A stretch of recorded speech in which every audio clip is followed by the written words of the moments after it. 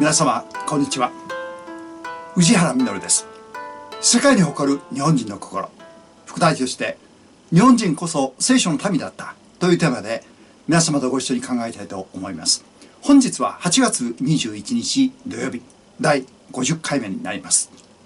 本日のテーマは、アメリカは日本を守ってくれるのか。アフガニスタンのこともあり、今日的なテーマです。皆様はどのようにお考えでしょうか。本日のポイントです。これは国の安全保障に関わる関心の非常に高い問題です。答えは明快です。イエスであり、ノーです。どういうこととおっしゃるかもしれません。アメリカの国益にかなうならイエス、損なうならノー。あくまでアメリカファーストです。この点についてアメリカはブレることがありません。日本が妙に期待しているから混乱するだけです。日米安保条約は日本を必ず守るという項目はありません。日本の国は自分で守る。この覚悟を他でもないアメリカが日本に求めているのです。世界が最も注目している事件は、イスラム主義勢力タリバンがアフガニスタン全土を掌握したことです。本日のテーマ、アメリカは日本を守ってくれるのか。これを検証する上で生きた教材です。来月の9月11日は、米国同時テロ20年の節目にあたります。ニューヨークを象徴する2つの貿易センタービルに旅客機2機が突っ込んで崩壊した歴史的事件です。あれから20年とは、なんと月日の経つのが早いことでしょう。アメリカはこの節目の9月11日までに、米国史上最長の戦争と呼ばれるアフガニスタン侵攻に区切りをつけたかったのです。対テロ戦争に嫌気をさす米国市民は6割以上が撤退を支持しています。アフガニスタンに親米政権を打ち立てて20年で崩壊しました。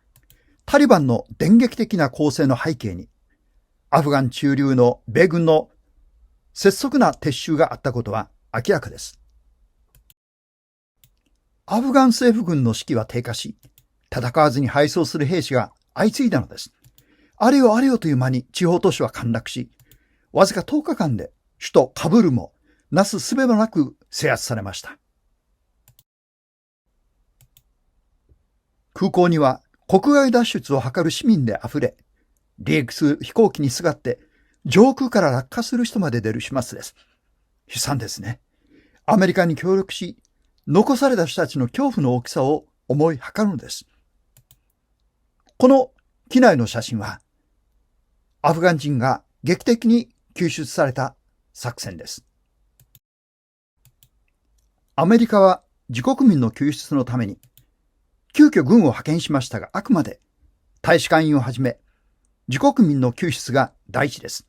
その兵士も間もなく撤収します。バイデン大統領は、情勢報告を受けても、8月末に駐留米軍を撤収する方針を見直す考えはしませんでした。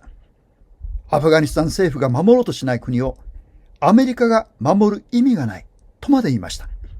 その政府を作ったのはアメリカなのです。アフガンが再びテロの温床となり、世界の不安定要素となることは明らかです。かつてのように、中東は世界の火薬に逆戻りすることでしょう。20年前に逆戻り、いや、それ以上の不安定な社会に戻ると思われます。それでも、アメリカのブリンケン国務長官は、アフガニスタンの駐留継続は、米国の国益に合致しないと述べ、8月内に米軍撤収を終える方針に変わりはないことを強調しました。アフガニスタン市民の多くは、アメリカは我々を見捨てたと言っています。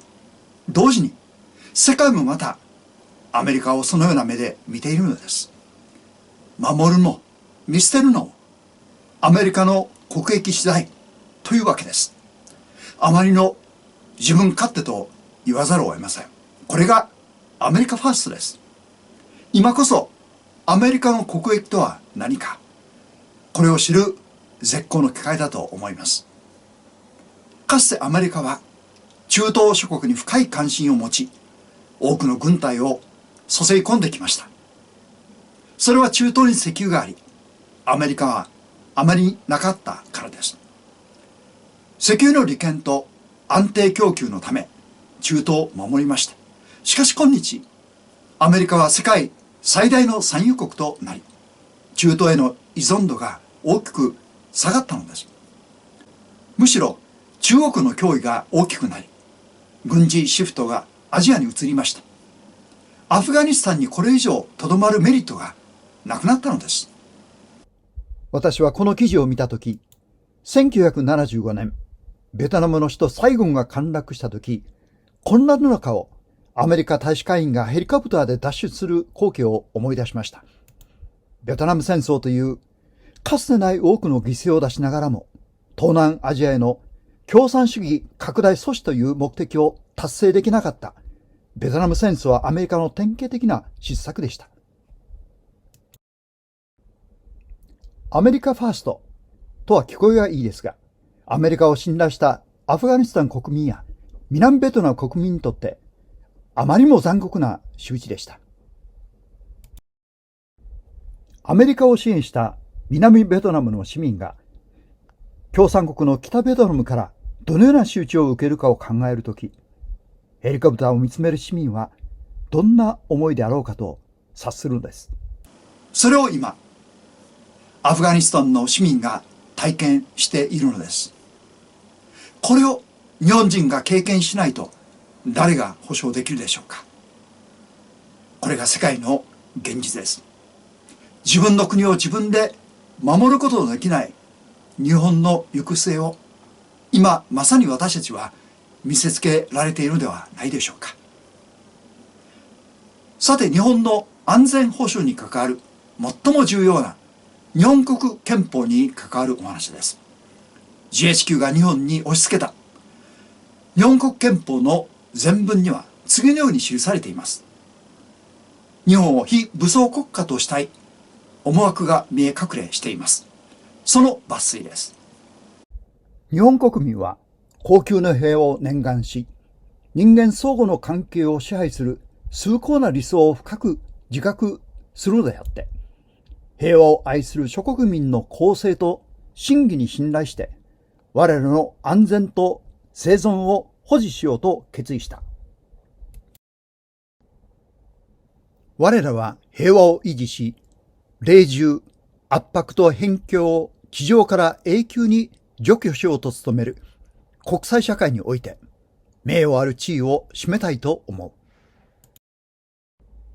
我らは全世界の国民が等しく恐怖と欠乏から免れ、平和のうちに生存する権利を有することを確認する。日本国民は国家の名誉にかけ、全力を挙げてこの崇高な理想と目的を達成することを誓う。日本国憲法全文抜粋。1946年11月3日公布。1947年5月3日施行。私たちの国の安全と生存の基盤をどこに置いているのかが記されています。それがなんと、平和を愛する諸国民、つまり世界の人々の公正と真偽に信頼するとあります。その国際社会が平和を維持し、隷従、圧迫と辺境を地上から永久に除去しようと努めていると語ります。そして結びの言葉が、崇高な理想と目的を達成することを誓うのです。歴史から学ぶとき、諸国民と国際社会は弱肉強食の社会、力こそ正義の歴史そのものでした。いくら崇高な理想を唱えても、自国を守る力のない国は、狼の目の中の羊です。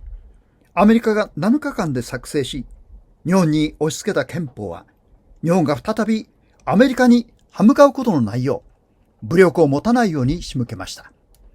戦争に疲れた日本人が平和をこよなく求める気持ちにつけ込んだ巧みな戦略でした。そのためには、現実離れしたような崇高な理念が必要だったのです。日本のためではありません。アメリカファーストです。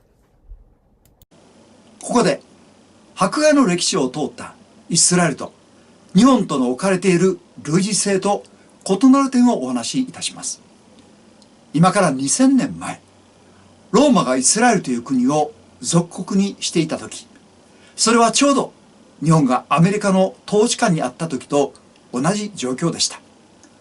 ローマとアメリカという超大国の支配という類似性です。一方で異なる点は歴史観です。パウロはローマ人の手紙で人間の本質について次のように記しています。彼らの喉は開いた墓であり、彼らはその下で欺く。彼らの唇の下にはマムシの毒があり、彼らの口は呪いと苦さで満ちている。彼らの足は血を流すのに早く、彼らの道には破壊と悲惨がある。また彼らは平和の道を知らない。彼らの目の前には神に対する恐れがない。新約聖書ローマ人の手紙3章。皆様はこれを読んで2000年前という古さをお感じになりましたか？また日本国憲法の全文と比較してお気づきになられたことでしょう。実はパウロは遡ること750年前の預言者イザヤの書を引用し、歴史から学んでいるのです。2000年前と聞くだけで現代と何も変わっていないことに驚くのに、さらにその750年前の警告の書であると知るとき、私たちの歴史観が変わるのではないでしょうか。人は進化などしていません。人は大昔から今も何一つ変わっていない。彼らは平和の道を知らない。これが歴史の真実です。私たちが歴史から学ぶ意味がここにあると思います。聖書が永遠のベストセラーと呼ばれるのは、普遍的真理が記されているためだと私は思います。ヒトラーがヨーロッパでユダヤ人を迫害していたとき、多くのヨーロッパ人は見て見ぬふりをしていました。それがナチスの残虐行為を拡大させた理由でもありました。ユダヤ人はヨーロッパ人からも疎まれていたことを嫌というほど見せつけられました。人間の残虐さ、人間の本質を体験したのです。それと比較するとき、改めて人間を美化した歴史観に立つ日本国憲法がいかに危険であるかがわかります。平和主義を唱える方々が自衛隊は遺憾である、戦争放棄、憲法9条が守ってくれる、自衛権と公選権の放棄を世界に公表すれば日本に平和が訪れると長年主張されてこられました。しかしあまりに現実離れしています。現在の中国の動きに何とお答えになられるでしょうか。その逆にアメリカの核の傘で守ってもらう。いざとなればアメリカが戦ってくるので自衛隊が数日の間持ちこたえられたらいい。日米安保条約が保障しているという意見もあります。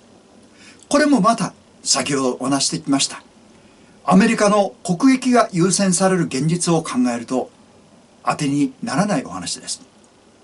ジャーナリストの布施友人氏は次のように述べられています。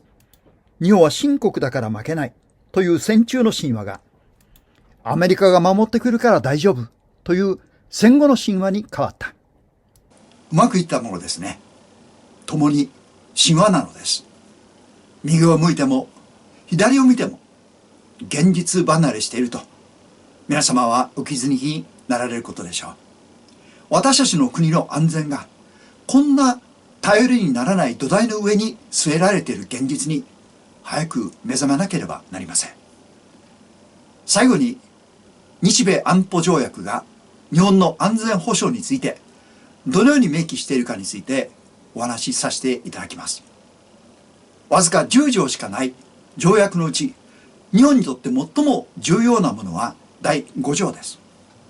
日米安保条約第5条、その抜粋です。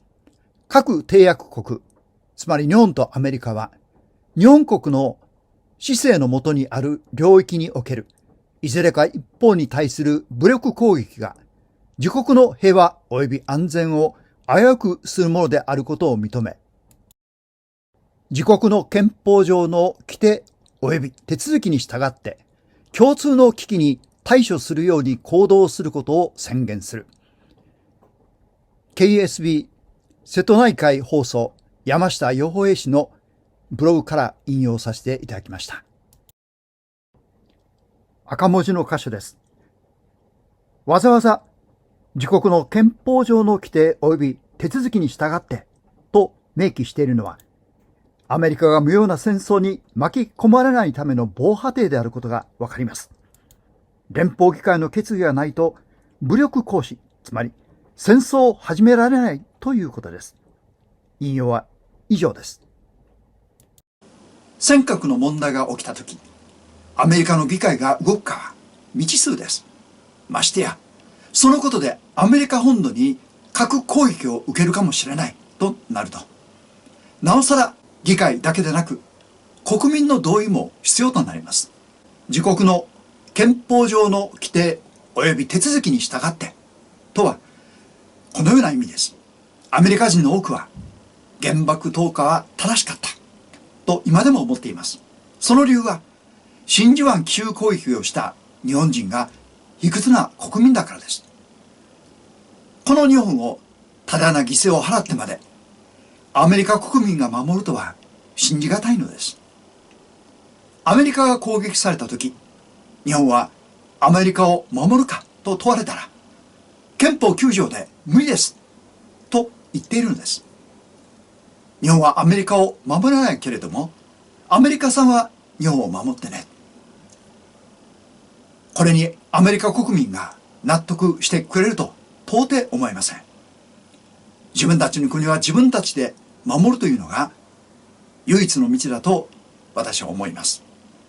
皆様はどのようにお考えになられますか？それでは次回のご案内をさせていただきます。